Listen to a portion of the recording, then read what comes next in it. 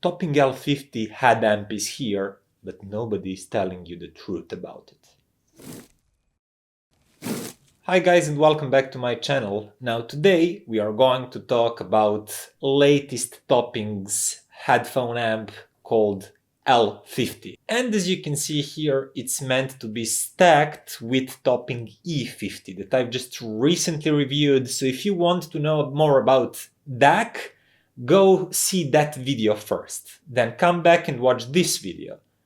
Because that's two videos instead of one video, and that's better for me. So L50 goes for $220 US, which puts it just above L30, which is normal. L50, it has a higher number, it's bigger too, and it should be more expensive, right?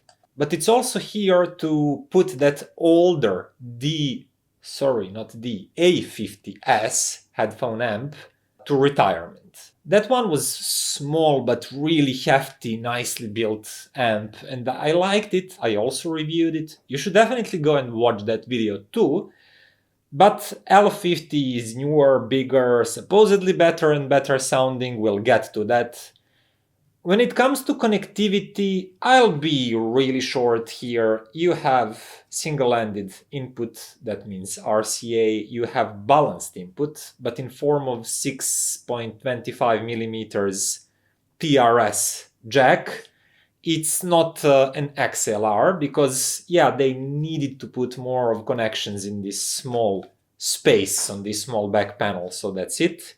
You also have pass-through connections. That's quite nice. So if you want to use a DAC, then you connect it to the headphone amp, but you also want to use this same DAC for something else. For example, your active desktop speakers.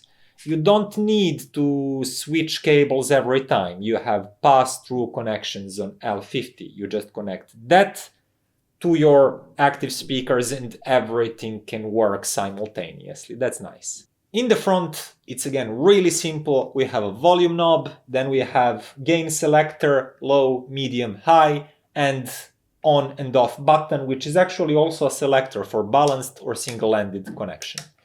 If you can use balanced connection, it sounds a little bit better, a little bit livelier. If you actually are using this stack, there is no reason for you to use single-ended RCA cables instead of balanced ones. Balanced ones provide better sound, that's it, use them.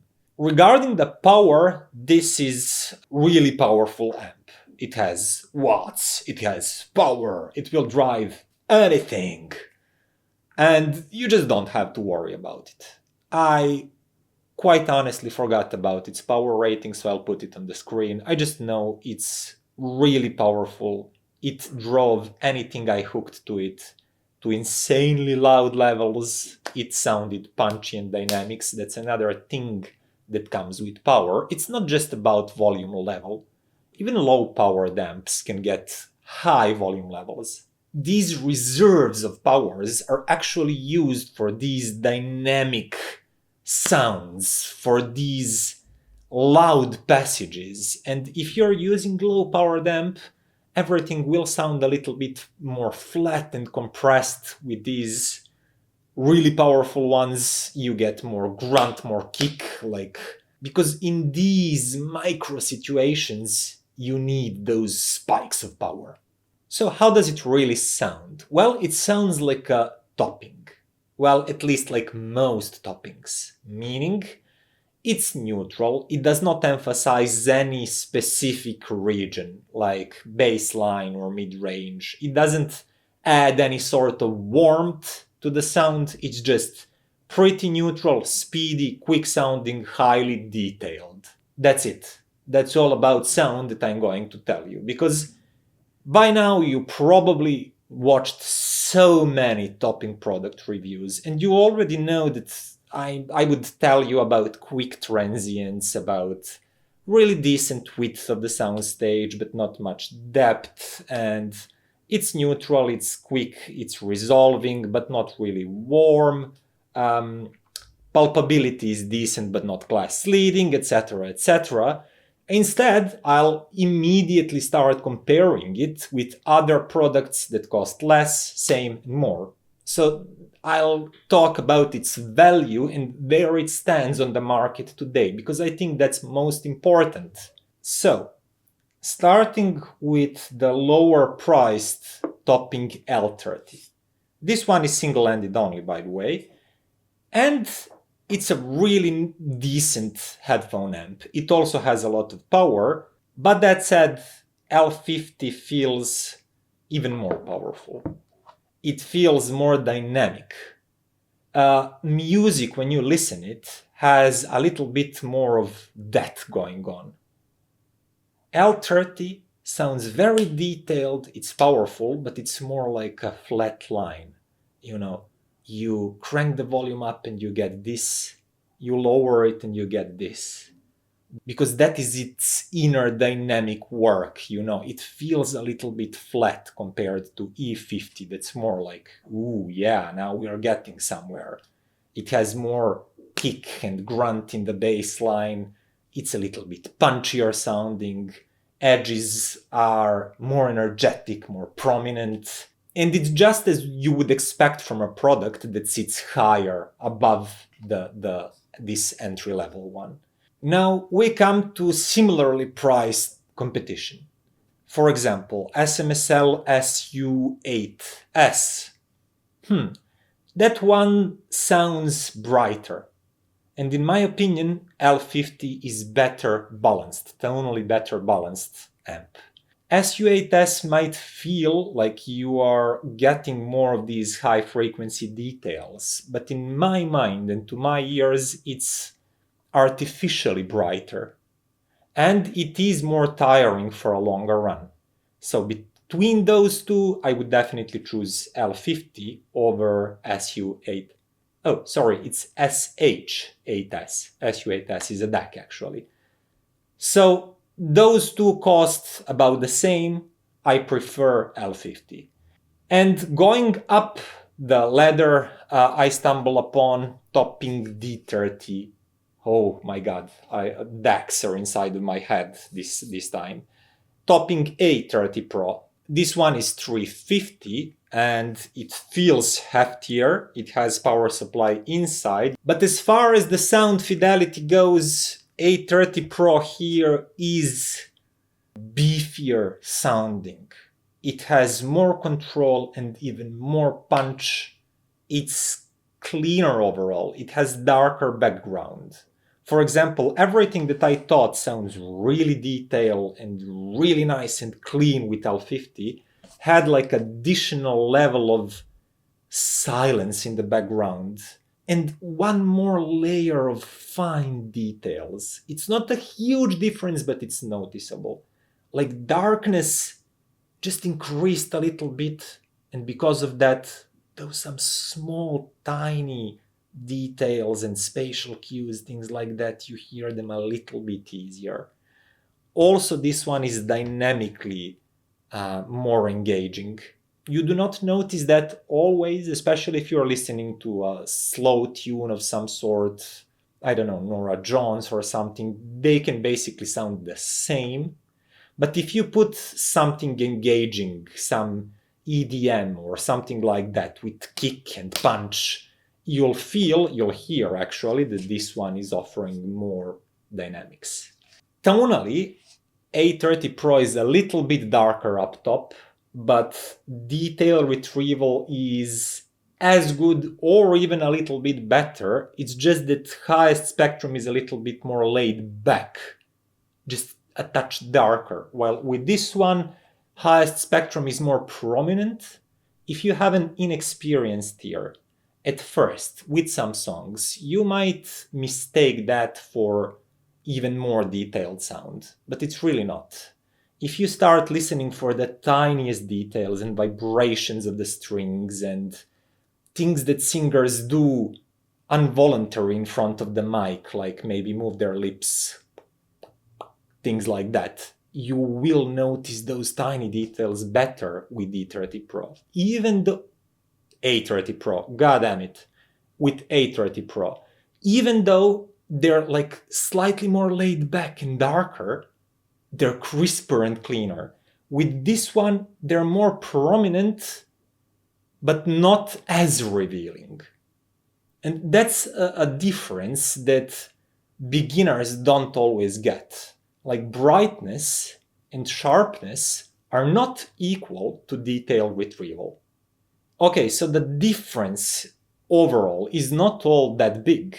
I would say that L50 is probably offering like a big chunk of performance of A30 Pro. But there is a difference, and if you're like a passionate audiophile, this one sounds better. The same is true if you compare this whole stack, and I actually think that E50 fares better against D30 Pro when you add like low noise power supply to E50 DAC. It's quite on the same footing with D30 Pro DAC. But as I said, A30 Pro amp in my mind is better than L50 and to my ears. And if you compare these stacks, I definitely prefer A30 Pro with D30 Pro. It just feels more mature, more revealing, more dynamic, but it costs 50% more because this one piles up to $750, while this one piles up to $500. And that actually brings me to the conclusion, who is this stack for, who is this stack for? Well, if you have a really, really nice headphones, let's say, I don't know, some hi-fi mens that cost like $1,500, don't cheap out on the source, go with this one. It will show you greater control and even greater insights. But if you're on a budget, if you're using cheaper, less revealing headphones, this one is still plenty good. It offers a great chunk of sonic qualities of this stack at a lower price point.